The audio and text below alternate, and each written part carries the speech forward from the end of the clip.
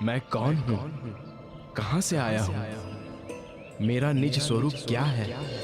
सच्चिदानंद परब्रह्म कहाँ है? कैसा स्वरूप है उनका? और उन्हें पाने का वास्तविक मार्ग क्या है? तारतम ज्ञान के अखंड प्रकाश में इन प्रश्नों का अनायास ही समाधान प्राप्त हो जाता है। लहराते हुए महासागर की अथाह जलराशि में जिस प्रकार असंख्य बुलबुले पैदा होते हैं और तत्क्षण उसी में लीन हो जाते हैं, उसी प्रकार महामाया से असंख्य लोग पल पल में प्रकट होते हैं और उसी की गोद में समाप्त हो जाते हैं। और इसी महाशून्य में प्रकट होता है आदि नारायण का स्वरूप, जो अक्षर ब्रह्म का स्वाप्निक मन होता है। संपूर्ण सृष्टि का संचालक यही है। इसी की चेतना का प्रतिभास सभी प्राणियों के रूप में दृष्टिगोचर होता है। संसार के अधिकांश मनुष्यों का प्रायः यही आराध्य देव है और इससे परे ये योग माया का अखंड मंडल है, जहां अक्षर ब्रह्म अपनी अखंड एवं चैतन्य प्रकृति के साथ क्रीड़ा करता है। ये अद्वैत भूमिका है। यहाँ के कण कण में चैतन्यता, अखंडता एवं ब्रह्म रूपता के दर्शन होते हैं। ये वेदों में चतुष्पाद विभूति के रूप में वर्णित हैं। भगवान शिव, महाविष्णु, संकादिक, शुकदेव आदि की ध्यान क्रीड़ा का यही स्थान है। किंतु इस योग माया मंडल से परे वो स्वलीला, अद्वैत, अनादि, अनंत परम धाम है। हे चिंतामणि जी, कबीर जी के ज्ञान को जहां तक मैं समझ पाया हूं, अब उसका आपसे वर्णन करता हूं। मेरी दृष्टि में कबीर जी अक्षर ब्रह्म की वासना है। कहां उनका आध्यात्मिक स्तर और कहां कमाल जी। देखिए, कबीर जी ने हद बेहद से भी परे परम धाम में होने वाली लीला का कितना मनोरम वर्णन किया है।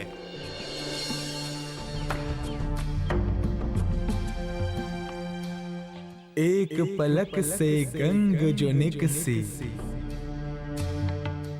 हो गयो चहु दिस पानी। उही पानी दो पर्वत ढांपे, दरिया लहर समानी। उड़ मक्खी तरवर पर बैठी, बोलत अमृत वाणी। उस मक्खी को मक्खा नाही, बिन पानी गर्भानी। तीन गर्भे गुण तीनों जाए, वो तो पुरुष अकेला। कहे कबीर या पद को बूझे, वो सद्गुरु मैं चेला। अर्थात सच्चिदानंद परब्रह्म ने अपने हृदय में ये संकल्प लिया कि अक्षर ब्रह्म तथा आनंद अंग सहित आत्माओं को अपनी पूर्ण पहचान देनी है। उनकी ये इच्छा रूपी गंगा एक पलक झपकने मात्र समय में संपूर्ण परमधाम में फैल गई।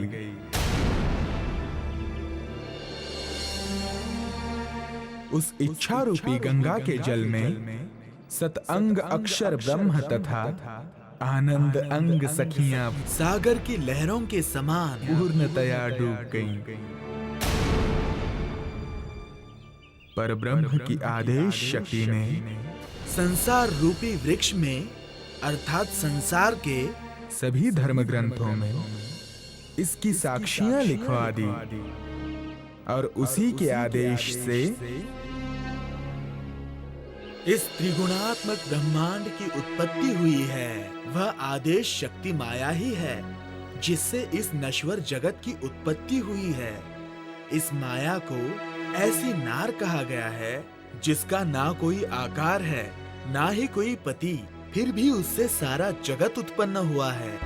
कबीर जी कहते हैं, इसके रहस्य को जानने वाला तो मेरा भी सद्गुरु होगा।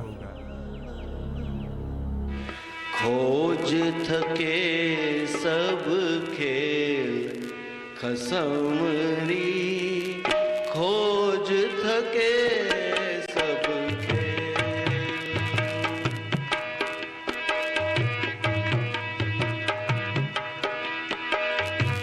खोज थके सब खेल खसमरी, खोज थके सब खेल। मन ही में मन उर जाना, मन ही में मन उर जाना, होत न काहूँ गम सखीरी, खोज थके सब खेल। खोज थके सब खेल खसमरी, खोज थके सब खेल।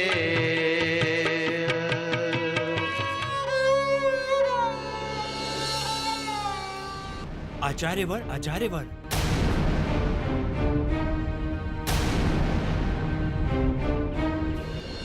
अरे वे ब्रह्मज्ञानी सद्गुरु कहाँ हैं? वो तो चले गए गुरुदेव। अरे उन्हें जाने क्यों दिया? वे तो पर ब्रह्म स्वरूप सद्गुरु हैं। मेरे गुरुजी ने काशी में कहा था कि इस साखी के रहस्य को केवल पर ब्रह्म स्वरूप सद्गुरु ही खोलेंगे। उन्होंने ये भी कहा था कि वे तुम्हें भविष्य में अवश्य मिलेंगे। आज उनकी भविष्यवाणी सत्य हुई है। अब उन्हें खोजना होगा।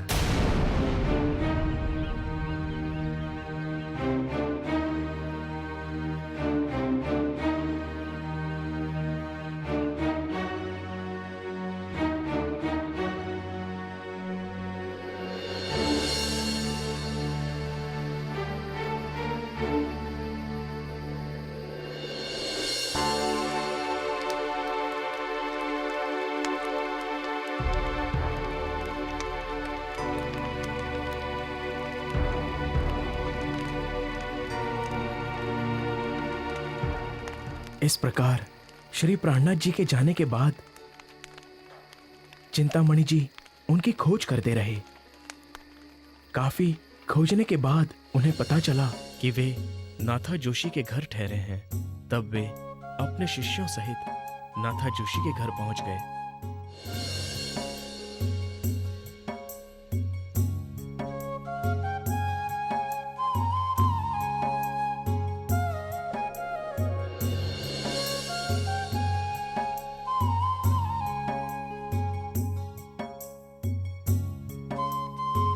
प्रणाम।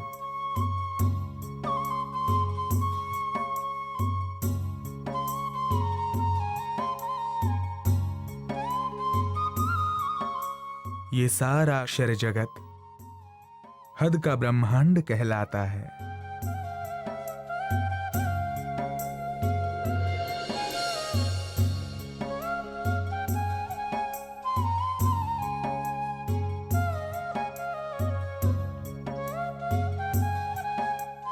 प्रणाम प्राणनाथ जी। प्रणाम चिंतामणि जी। मैं अब जान गया हूं कि आप कौन हैं।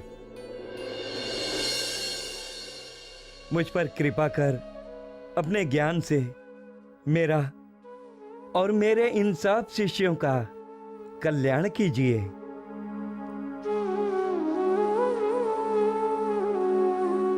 आइए चिंतामणि जी, यहाँ मेरे साथ बैठिए। नहीं प्राणनाथ जी, मैं इस योग्य नहीं हूं कि आपके साथ बैठ सकूं।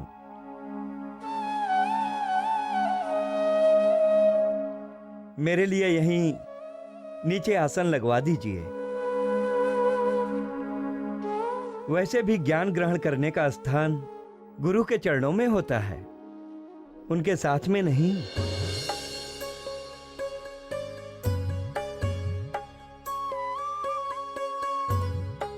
नाथा भाई, श्रद्धेय चिंतामणि जी के लिए आसन की व्यवस्था करो।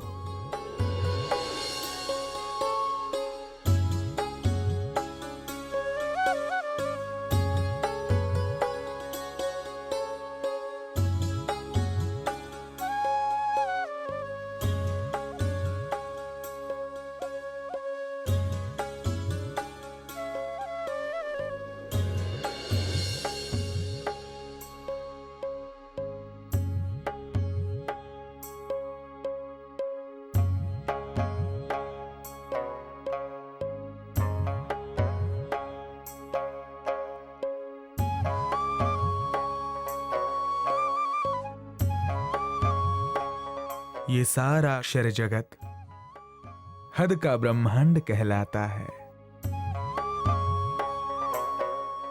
इससे परे बेहद मंडल है, जहां अक्षर ब्रह्म की चतुष्पाद विभूति है, जिनके द्वारा क्षर जगत की उत्पत्ति और लय का कार्य संचालित होता है। इससे भी परे अक्षरातीत परब्रह्म का दिव्य परम धाम है, जहां का कण कण सच्चिदानंदमयी है, जहां केवल प्रेम ही प्रेम है, आनंद ही आनंद है। वास्तव में आध्यात्म का विषय बहुत गहन होता है। वास्तविक सत्य की प्राप्ति के लिए लौकिक प्रतिष्ठा एवं शिष्यों का अभिमान छोड़ना आवश्यक होता है। परमार्थ को न जानने वाला जो स्वार्थवश गुरु वृत्ति धारण करता है, वो तो नरकगामी होता है, क्योंकि वो स्वयं तो पाप का भागी बनता ही है, साथ ही समाज को भी अधोगति में पहुंचा देता है। इसी संदेश में आपका एवं इस जगत का कल्याण है।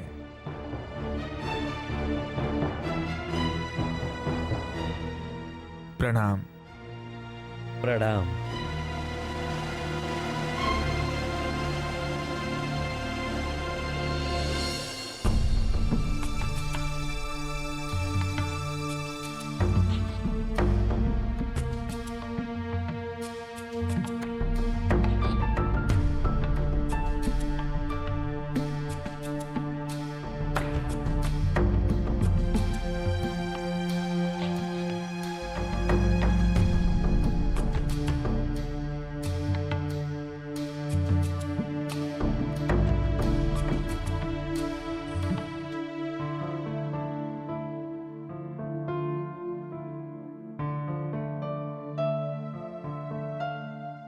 हे प्राणनाथ जी, मैं तो आपकी शरण में आ ही चुका हूं।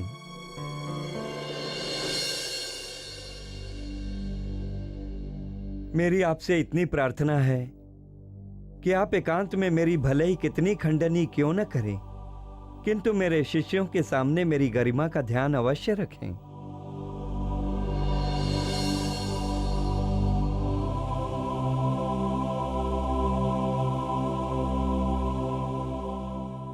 चिंतामणि जी, मेरा उद्देश्य किसी को अपमानित करना नहीं है। यदि मैं खंडनी के कुछ वचन भी कहूंगा तो आपकी मर्यादा को ध्यान में रखकर ही कहूंगा। इसके लिए आप निश्चिंत रहिए। मुझे क्षमा कीजिए प्राणनाथ जी। प्रणाम। प्रणाम।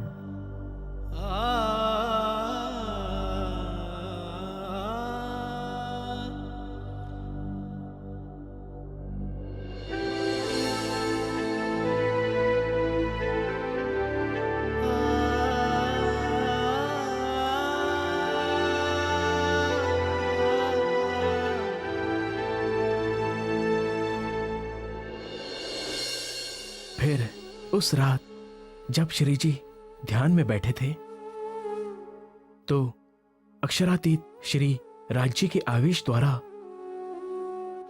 उनके श्रीमुख से चिंतामणि जैसे सभी ज्ञानी जनों और गुरुजनों के प्रति वाणी अवतरित हुई। सुनो रे सत्य के बंजारे,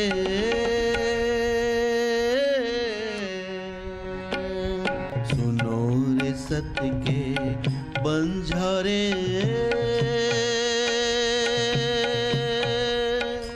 एक बात कहूँ समझाई, एक बात कहूँ समझाई, सुनो रे सत्य के बंजारे।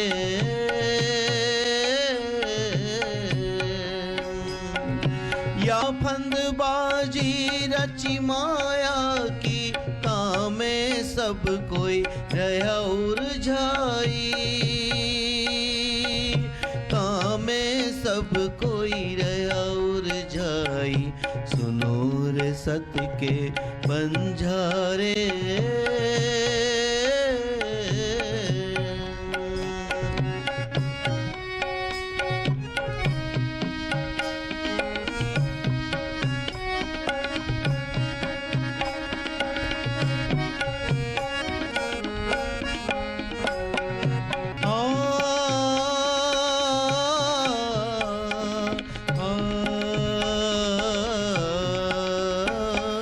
लोक लाज मर्यादा छोड़ी, ज्ञान की पदवी पाई, तब ज्ञान की पदवी पाई। लोक लाज मर्यादा छोड़ी, ज्ञान की पदवी पाई, तब ज्ञान की पदवी पाई। एक आग जो छोटी बुझाई, तो दूजी मोटी लगाई, दूजी मोटी लगाई, सुनो रे सत्य के बंजारे।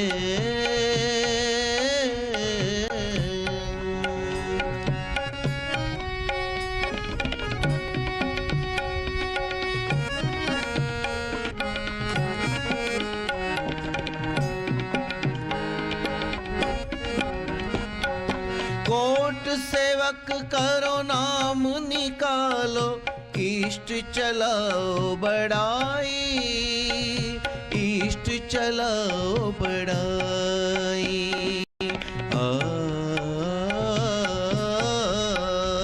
कोट सेवक करो नाम निकालो, इष्ट चलाओ बढ़ाई, इष्ट चलाओ बढ़ाई। सेवा कराओ सतगुरु कहलाओ, सेवा कराओ सतगुरु कहलाओ, पर अलख ना देवे लखाई, अलख ना देवे लखाई, सुनो रे सत्य के बंजारे।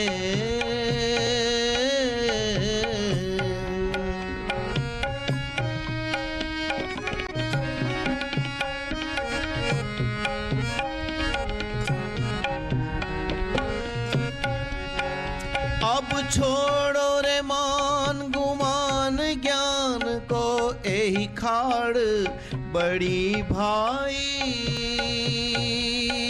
यही खाड़ बड़ी भाई। एक डारी त्यों दूजी भी डारो, एक डारी त्यों दूजी भी डारो, जलाए देओ चतुराई, जलाए देओ चतुराई, सुनो रे सत्य के बंजारे।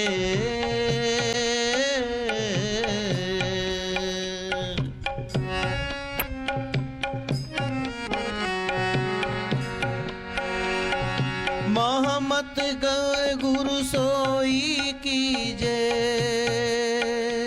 श्री महमत कहे गुरु सोई कीजे। जो अलख की देवे लख, जो अलख की देवे लख।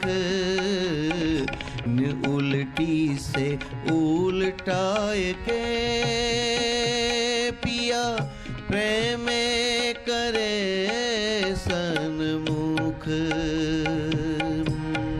पिया प्रेम करे सन्मुख। सुनो रे सत्य के बंजारे। एक बात कहूँ समझाई, एक बात कहूँ समझाई। सत्य की राह पर चलने की आकांक्षा रखने वालों, मेरी बात ध्यान से सुनो। माया के फंदे में सभी प्राणी इस प्रकार फंसे हुए हैं कि चाह कर भी इससे निकल नहीं पाते। मात्र गृह त्याग कर महंत बनने से ही आध्यात्म के चरम लक्ष्य को नहीं पाया जा सकता। ज्ञान के अभिमान को छोड़कर परमधाम के ज्ञान की वर्षा करने वाले सद्गुरु की शरण में स्वयं को समर्पित कर देना चाहिए। हे प्राणनाथ जी, आपकी ज्ञानमयी लाठी ने मेरा ज्ञान रूपी दानव को मार डाला है। अब मैं अपना सर्वस्व आपके चरणों में समर्पित करता हूं। शाबाश चिंतामणि जी, आपने अपनी मैखुदी तथा झूठी प्रतिष्ठा के बंधन को तोड़ डाला है। ये ब्रह्म सृष्टि के सिवाय अन्य किसी के लिए संभव नहीं है। हे प्राणनाथ जी, अब आप कृपा कर हमें तारतम ज्ञान का अमृत रस प्रदान कीजिए। अवश्य चिंतामणि जी, किंतु आप सबको इन 4 नियमों का पालन करना होगा। प्रथम, मांसाहार का त्याग। दूसरा, मदिरापान का त्याग।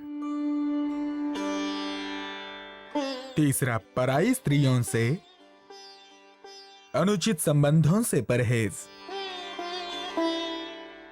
अंतिम, झूठ न बोलना, चोरी न करना। यदि आप सबने इन बातों का ध्यान रख लिया तो समझो आपकी आत्मा जागृत होकर परब्रह्म अक्षरातीत का सुख पालेगी।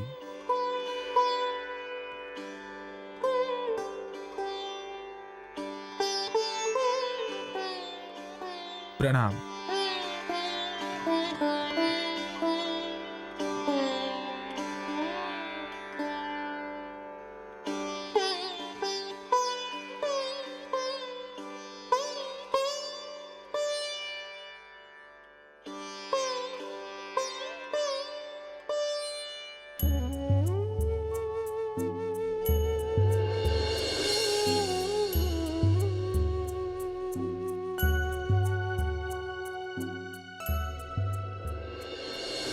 इस प्रकार चिंतामणि जी एवं उनके शिष्यों ने तारतम ज्ञान ग्रहण कर लिया और प्राणनाथ जी की शरण में आ गए।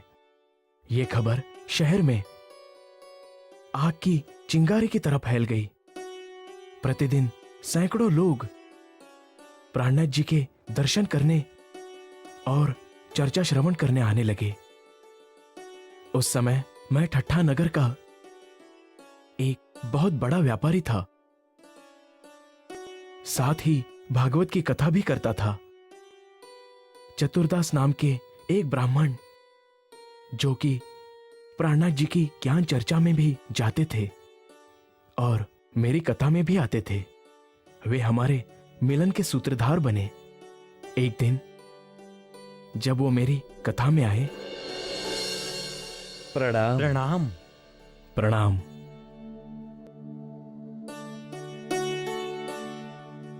श्री कृष्ण जी की ब्रज एवं रास की वे प्रेममयी लीलाएं आज भी अखंड रूप से चल रही हैं।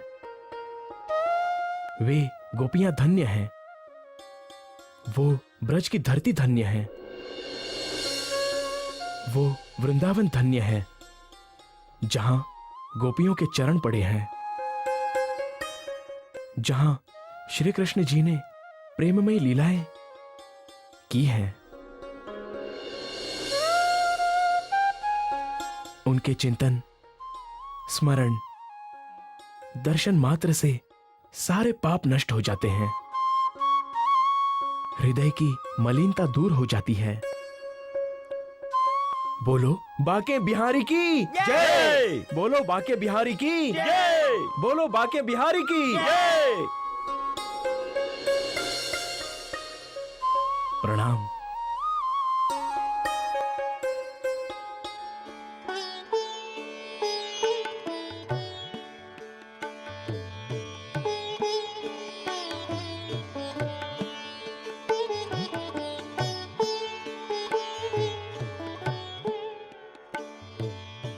हे लक्ष्मण सेठ, कृपा कर ये बताइए कि आप अभी कथा में जो वर्णन कर रहे थे वह अखंड ब्रज और रासलीला कहाँ हो रही है?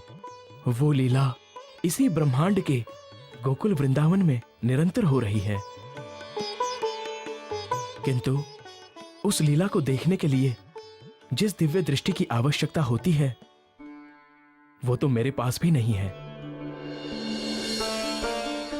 इसी कारण हम उस लीला को नहीं देख पा रहे हैं।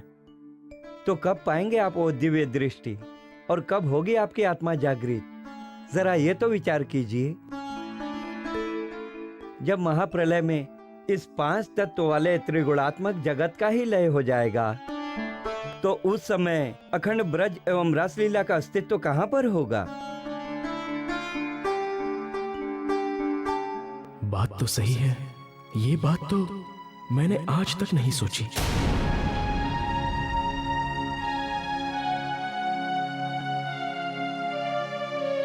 चतुरदास, क्या हम जान सकते हैं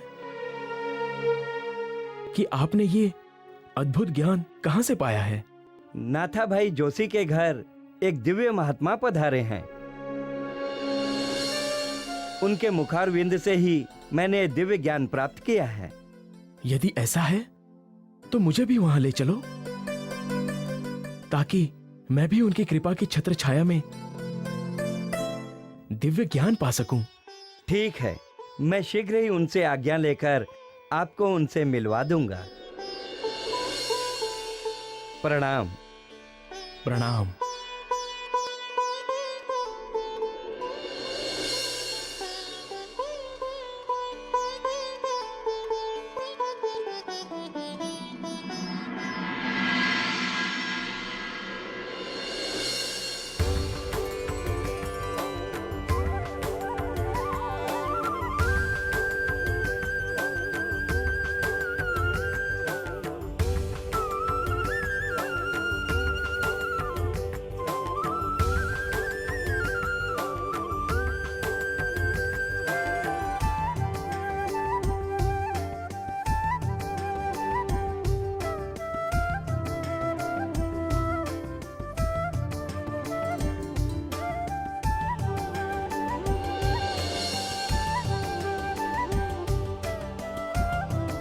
प्रणाम।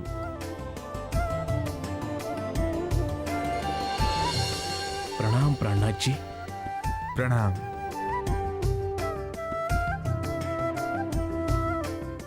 विराजिए।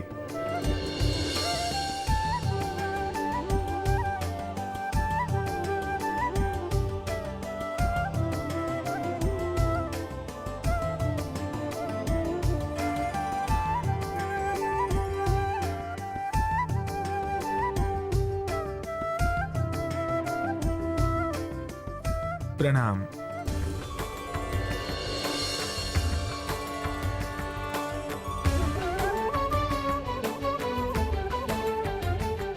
ग्यारह वर्ष 52 दिन तक ब्रिजमंडल में श्री कृष्ण जी के तन में विराजमान होकर परब्रह्म अक्षरातीत ने अनेक प्रकार की प्रेममयी लीलाएं की। तत्पश्चात बेहद मंडल में आनंदकारी योग माया की सहायता से नए दिव्य वृंदावन की रचना की। प्रणाम। ये योग माया क्या है?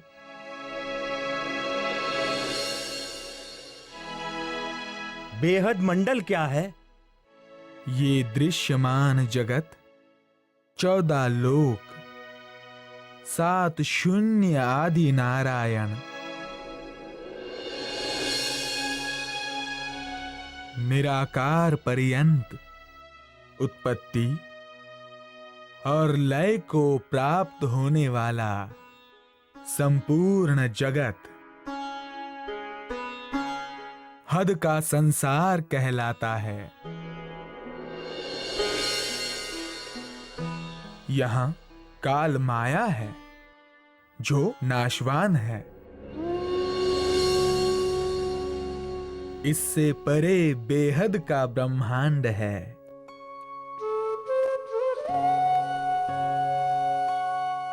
जहां अक्षर ब्रह्म के अंतःकरण के स्वरूप चतुष्पाद विभूति हैं,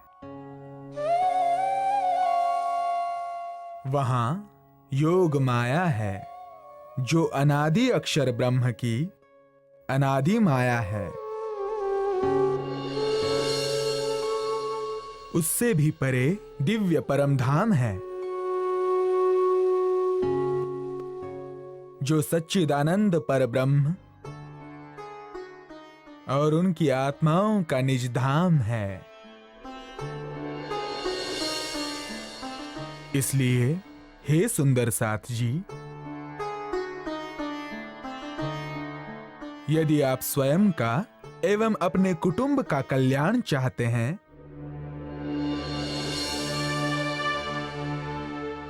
तो अक्षरातीत श्री राज जी का स्मरण कीजिए, ध्यान कीजिए।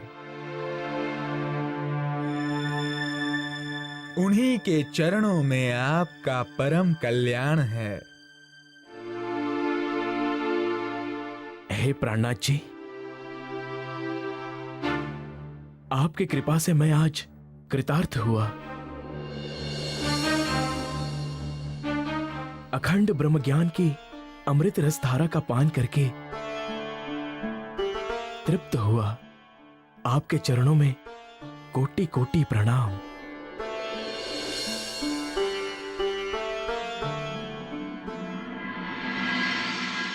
प्रणाम।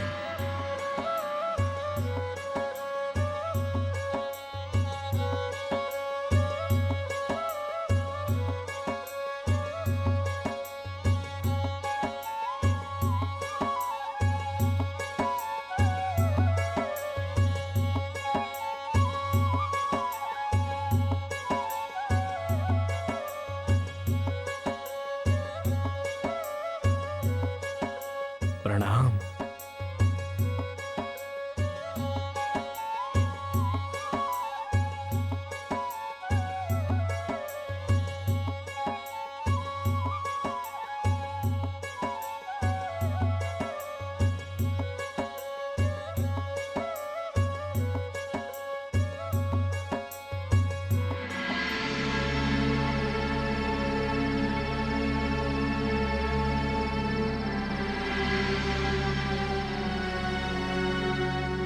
इस क्षर जगत से परे स्थित अखंड ब्रज अखंड रास एवं इससे भी परे दिव्य परम धाम की ये रहस्यमय बातें आखिर प्राणनाथ जी को कैसे ज्ञात हुई, जबकि भागवत तो इतने वर्षों से हम सभी पढ़ते आ रहे हैं। किंतु हमें तो कभी पता नहीं चला आखिर वे कौन हैं? उनके अंदर कौन सी दिव्य शक्ति विराजमान है?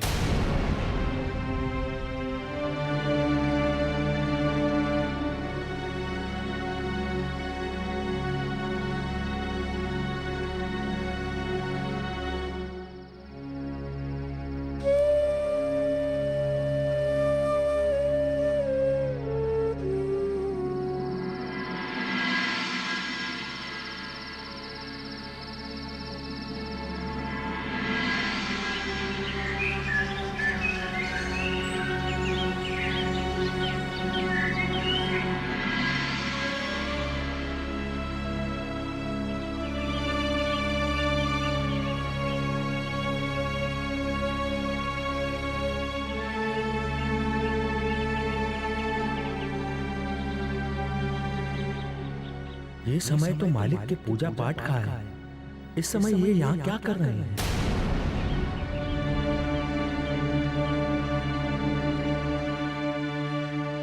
जिंदादास कैसे हो?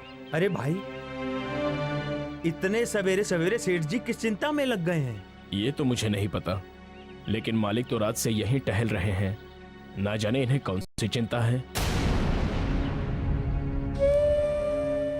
क्या ये रात भर से यहीं टहल रहे हैं? किंतु ऐसी कौन सी चिंता हो सकती है भाई, जिसने इन्हें रात भर सोने नहीं दिया? अब ये तो वे ही जाने या परमात्मा। मैं तो बस इतना जानता हूं कि प्राणनाथ जी की ज्ञान चर्चा से आने के बाद से मालिक यहां टहल रहे हैं। इससे ज्यादा मुझे और कुछ नहीं पता भाई।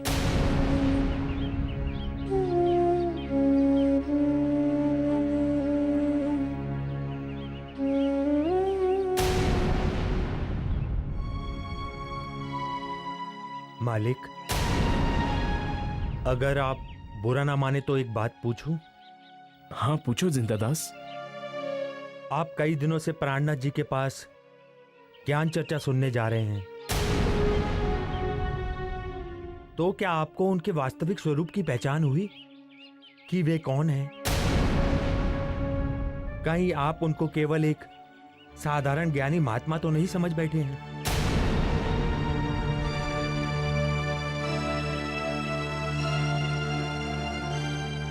कितने दुर्भाग्य की बात है कि मैं अपने अधीनस्थ कर्मचारियों से भी ज्ञान के क्षेत्र में बहुत पीछे हूं।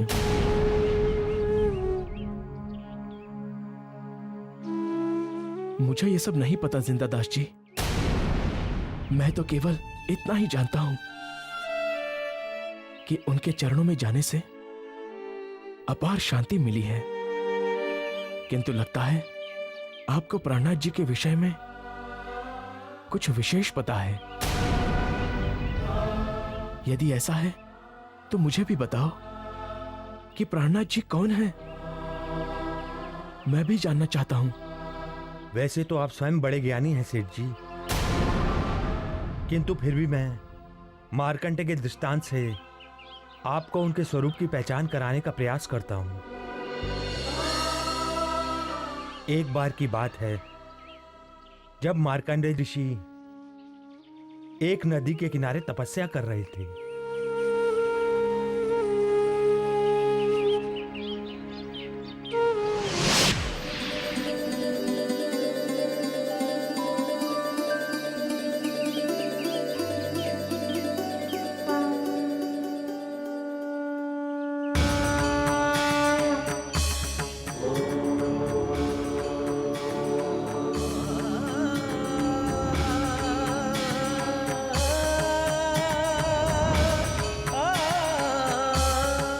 ऋषियों में श्रेष्ठ है मार्कंडेय। मैं आपकी तपस्या से प्रसन्न हुआ। आंखें खोलो।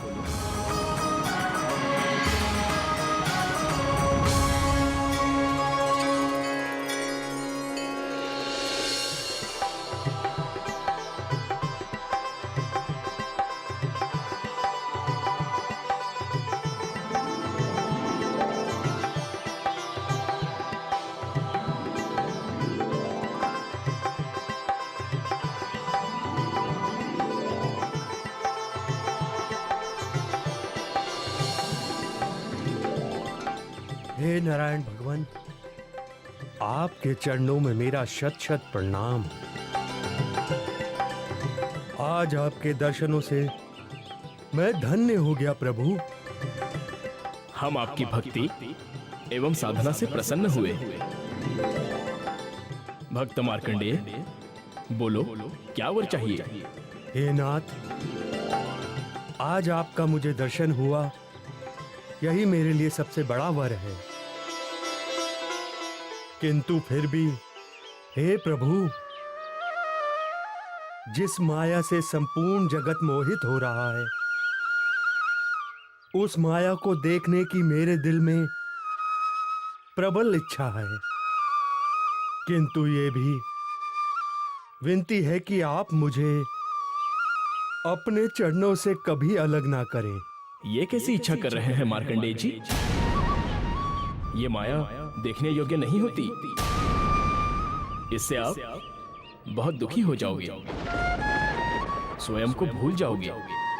हे भगवान, जब आपके चरणों में रहूंगा तो मुझे किसी भी प्रकार की चिंता करने की आवश्यकता नहीं है। आप तो मुझे माया से निकाल ही लेंगे प्रभु। ठीक है ऋषिवर, आपके इस हट के कारण हम आपकी ये इच्छा पूरी कर देते हैं। आप माया देखने के लिए तैयार हो जाइए। किंतु भगवान, मैंने तो आपका पूजन किया ही नहीं। आप एक पल रुकिए, मैं अभी चंदन घिसकर आपका पूजन करता हूं।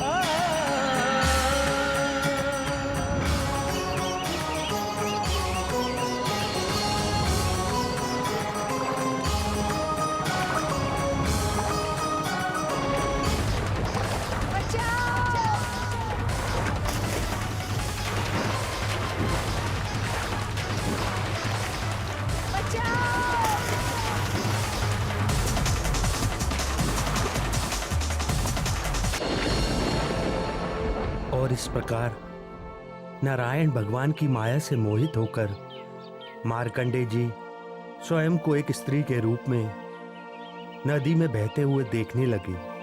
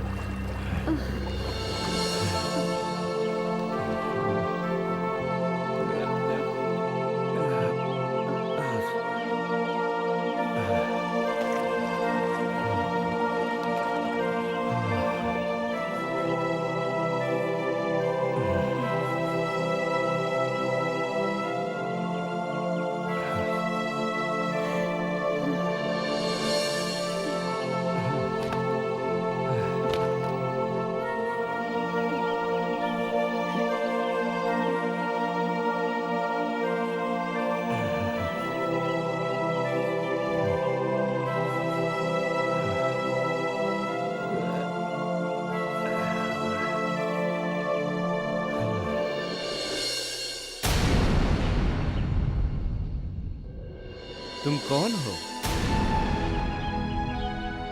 और तुम्हारी ये दशा कैसे हुई? तुम नदी में कैसे गिरी? कहीं तुम्हें किसी ने धकेल तो नहीं दिया? इसे आज से पहले यहाँ कभी भी देखा नहीं। ना जाने कौन है और कहां से आई है।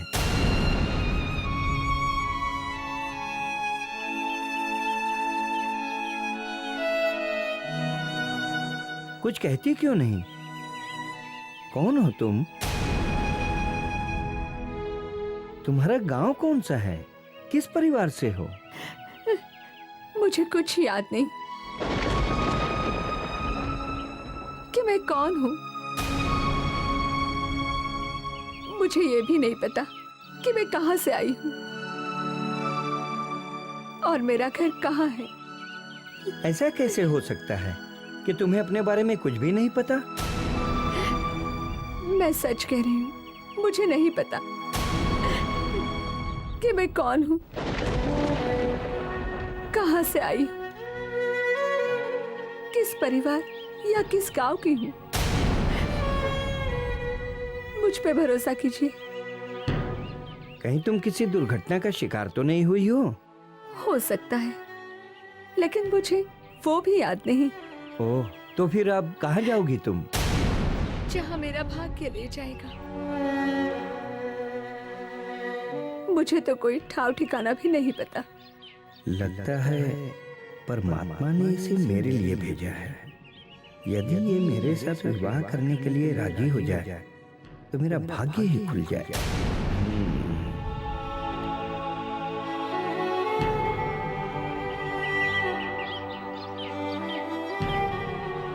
अगर तुम बुरा न मानो तो एक बात मैं कहना चाहता हूँ। क्या तुम मुझसे विवाह करना पसंद करोगी?